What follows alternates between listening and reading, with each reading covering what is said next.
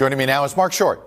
He's Mr. Pence's former chief of staff. Short was with the vice president at the Capitol on January 6th, and he recently testified before the House January 6th committee. Mr. Short, welcome back to Meet the Press. Chuck, thanks for having me. Let me start with the motivation of your former boss, former Vice President Pence, and why this week did he choose? In fairness to him, he has said something similar in the past, but he chose to give a big platform to this week. Why?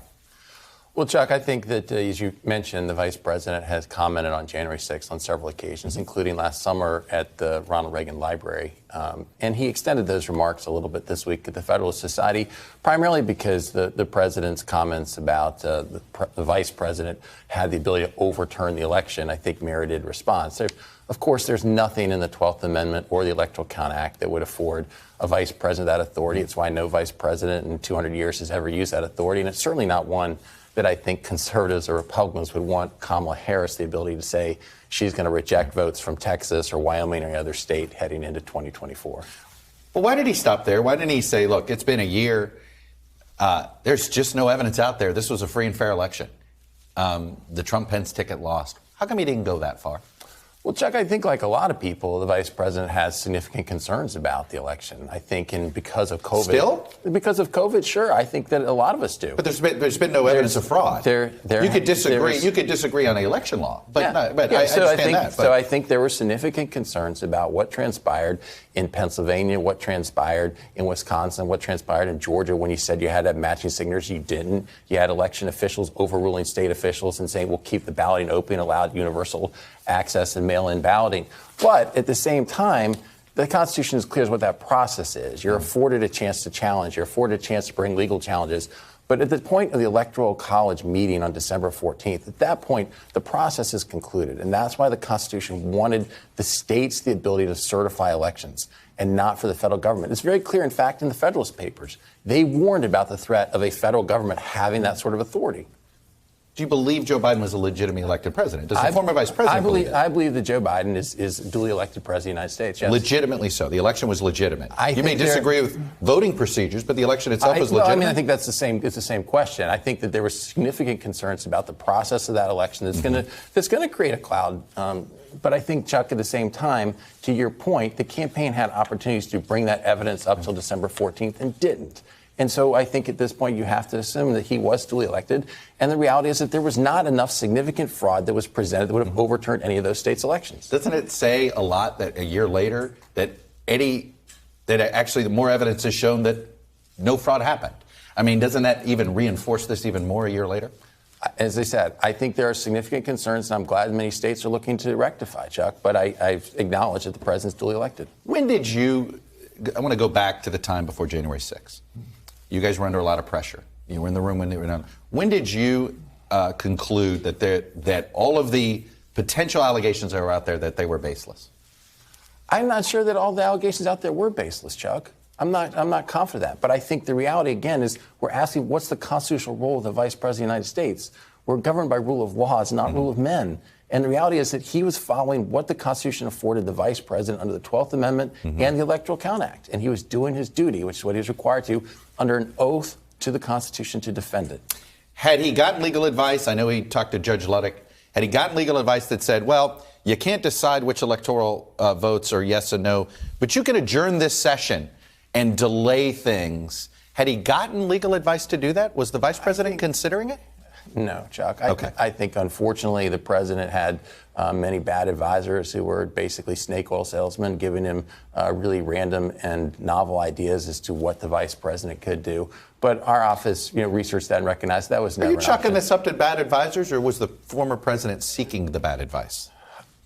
I think I don't know the answer to that question. I think that, honestly, he did get a lot of bad advice. But I think that it was not something that the vice president, from the very beginning, he counseled the president. I don't think I have that authority.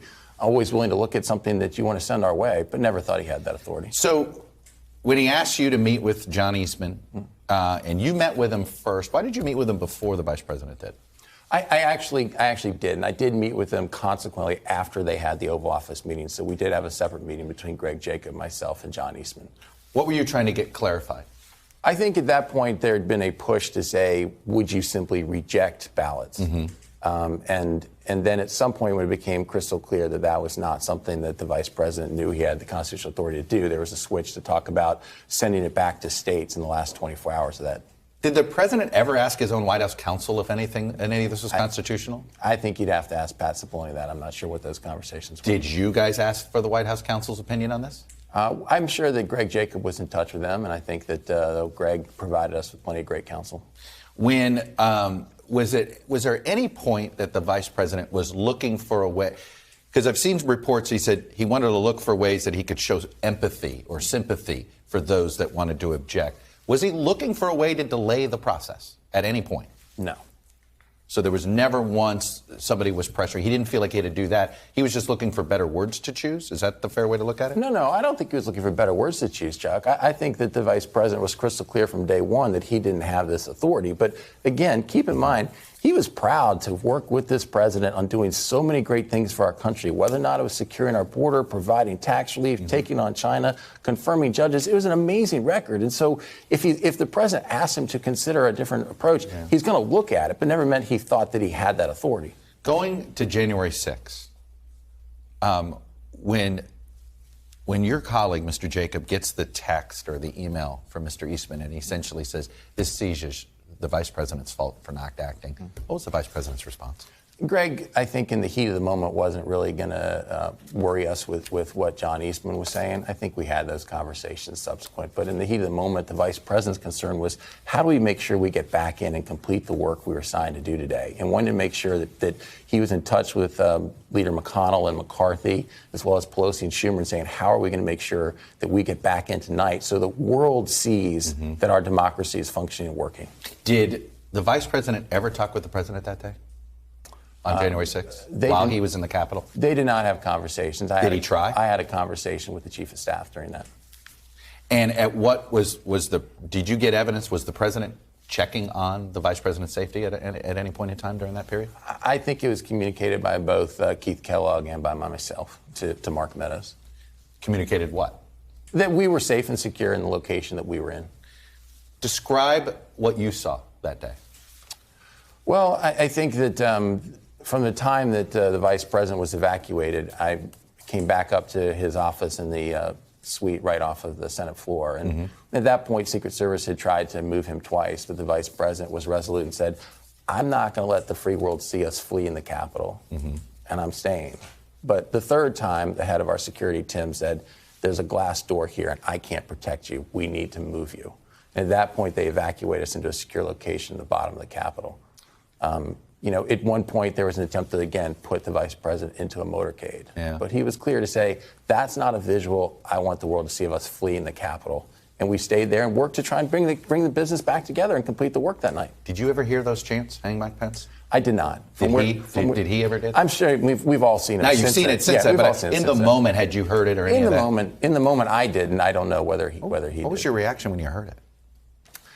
I mean, look, I think that, again, there was a sense of tragic day, sense of loss, but also a sense of that pride in what we'd accomplished for 4 years and feeling that this was going to be an unfortunate taint on that record and looking at some of the people who we never recognized as people we saw in rallies traveling the country. And I think it's unfortunate that for 74 million Americans who voted for the Trump-Pence record, that in many ways that's tarnished by, I think candidly, Chuck, some of the media want to portray all those 74 million as represented by a few hundred thugs who were at the Capitol that day. Did you see legitimate political discourse that day? From my front row seat, I did not see a lot of legitimate political discourse. But, Chuck, to your question, in talking to some members of the RNC, I think there is concern that there are people who were there peacefully protesting who have been pulled into this, what I think is more become a prosecution by the January 6th committee, and feel like they're being unfairly treated. Let me ask you about a few other things that have come to light. Did you hear anything about seizing voting machines? Did not, no. You were not. Nobody tried to bring you into these conversations. Did you? What about the alternative slate of electors? Did anybody tell you that they were organizing alternative slate of electors? There were discussions about alternative slates and certain letters that we received. But when we had a conversation with the parliamentarian, she made it clear that candidly every year They receive notes from random Americans saying, here's my slate of electors. Right. And so, unless they're certified by the state, they're candidly meaningless. And so didn't put much weight into that. If the vice president is subpoenaed by the January 6th committee, is he going to cooperate? I think that would be a pretty unprecedented step for the committee to take. It would be, I think, very difficult for me to see that scenario unfolding. I think You've cooperated, though. Well, and how should they read this? I was compelled to cooperate via a subpoena. Right. I don't know how often you've been subpoenaed, Chuck, and if you view that as cooperation, but I view that as following the law. Right. So, obviously, the former vice president, if he's subpoenaed, he's going to follow the law? I think it's very different to subpoena a former vice president to talk about private conversations he had with the president of the United States. It's never happened before, and I think we have some significant concerns about the committee, Chuck. The committee truly is not really a bipartisan committee. When it was set up, it was supposed to have 5 appointees. Whose fault is that? I think when Speaker Pelosi rejected Kevin McCarthy's appointees, I think it made this a much more partisan adventure. The rejection was the Senate Republicans rejecting a bipartisan committee. Was that the initial mistake? You know as well as I do that Nancy Pelosi rejected Jim Banks and rejected Jim Jordan from serving on that committee based on the basis that they had not voted to certify the election. Think about that for a second, Chuck. The chairman of this committee voted not to certify in 2004 Bush Cheney. Right. Where's the mainstream media looking at his decision? But Mark, the issue other was members on that committee who also the Senate Republicans shut this down. That's why we don't have a bipartisan committee. There was going to be a bipartisan committee as well in the House, Chuck. And Kevin was not afforded the opportunity to put his 5 people on because she decided to unilaterally reject both Jim Jordan and Jim Banks. So it has put this committee on a very partisan track. So you don't agree with Mitch McConnell that what the committee is finding is quite interesting and quite legitimate? I am hopeful that the committee does end up providing an impartial review, but I think there's good reason to be skeptical that they will, because truly it has taken on a more partisan committee. Would Mike Pence serve as Donald Trump's running mate if asked ever again? I'm not going to try to answer the hypothetical. I think that Mike Pence, every time he's considered what he's going to do, he's taken time to pray and say, what is our family being called to do, and where can we best serve? That will be a decision he uses. Knowing the former vice president, I know he would say he will always try to have a relationship with the former president. But realistically, is that relationship severed? I don't know that it's severed. I think that the vice president remains incredibly proud of what they accomplished for 4 years. He really does. None of the former president's actions has made him question the character of the former president, whether this was... I think that he's been very clear commenting about what happened on January 6th and where he disagrees with the former president. But he sees it as just a disagreement on issues, maybe not a character or a moral mistake. I think he's been very clear to say that he believes that the president was wrong, believes the president was given bad advice on the day. It does not take away from what they accomplished working together for 4 years for the American people. Does he still think Donald Trump should be the leader of the Republican Party? I think Donald Trump has an incredibly important voice in the Republican Party moving forward. I hope that the president looks forward. I hope he looks to talk about what are we going to do to fight inflation? What are we going to do to re-secure our border? What are we going to do to end these silly virtue signaling and mass mandates in schools? We should be looking forward more than looking back. So you think he's making a mistake how often he looks backward? That's up to the president. I think our party should be looking forward and not backward. Marc Short, former chief of staff to the former vice president. Thanks for coming on. Chuck, thanks for having me. It's good to see you.